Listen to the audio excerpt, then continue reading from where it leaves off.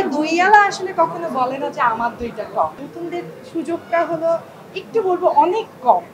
আমাকে বিশ্বাস করতে হবে কারণ আমি দিবা।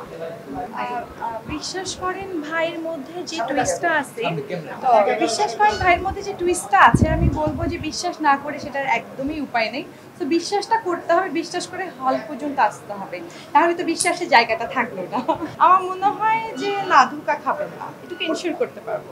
সত্যি কথা বলতে আসলে খুব যদি একেবারে আঞ্চলিকভাবে একটা কথা বলতে হয় যে দইয়ালা আসলে কখনো বলে না যে আমার দইটা টক।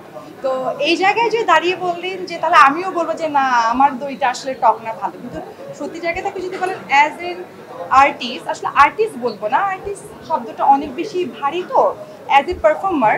তো আমি আমার এটা সেকেন্ড সিনেমা, এর আগেও আমি একটা সিনেমা করেছিলাম বিড়ম্বনা ৭১, এটা সেকেন্ড সিনেমা। তো থাকে না যে ডিউরেশন, আসলে সত্যি কথা বলতে হতে পারে যে আমাকে ডিরেক্টরদের পছন্দ না কিংবা সেভাবে মিলিয়ে উঠতে পারি না, কিন্তু ক্যারেক্টার চুজের বিষয়ে আমি একটু চুজই বলতে পারি। সো এই গল্পটার জন্য আসলে দীর্ঘ অনেক সময় পরিশ্রম করতে হয়েছে। আমার ডিরেক্টর দেখা যায় না যে অনেক এক্সট্রিম মশার কয়েল প্ল্যান্ট ফাইবার দিয়ে তৈরি, তাই সহজে ভাঙে না, সুগন্ধিযুক্ত ও নিরবিচ্ছিন্নভাবে চলে। ডেঙ্গু, চিকুনগুনিয়া বাহি সহ যে কোনো মশার বিরুদ্ধে দেয় এক্সট্রিম সুরক্ষা।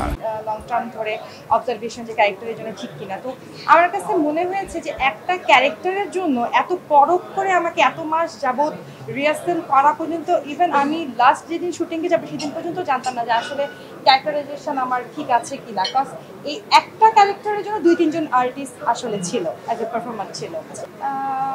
বক্তব্য আছে কিনা বলতে গেলে বলবো যে তথাকথিতভাবে এটা বলা ঠিক না, কিন্তু আমি বলতে চাই যে যারা হলো মানে অ্যাজ ইউজুয়াল যে মুভগুলো আমরা দেখে থাকি, আসলে তো দেখতে দেখতে অভ্যস্ত। কাস্টিংটাও দেখা যায় যে আপনি আমাকে একটা ফিল্মে কাস্ট করলেন বা যে কোনো একটা জায়গায়, তো একটা ভালো কমিউনিকেশন হওয়ার ফলে তো বারবার ওই একই আর্টিস্টকে নিয়ে কাস্ট করা হয়। নতুনদের সুযোগটা হলো একটু বলবো অনেক কম, অনেক কম দেখি। কিন্তু আমার ২২ সালে একটা আমি সিনেমা করেছি, আজকে কিন্তু ২৫-এ আসে একটা।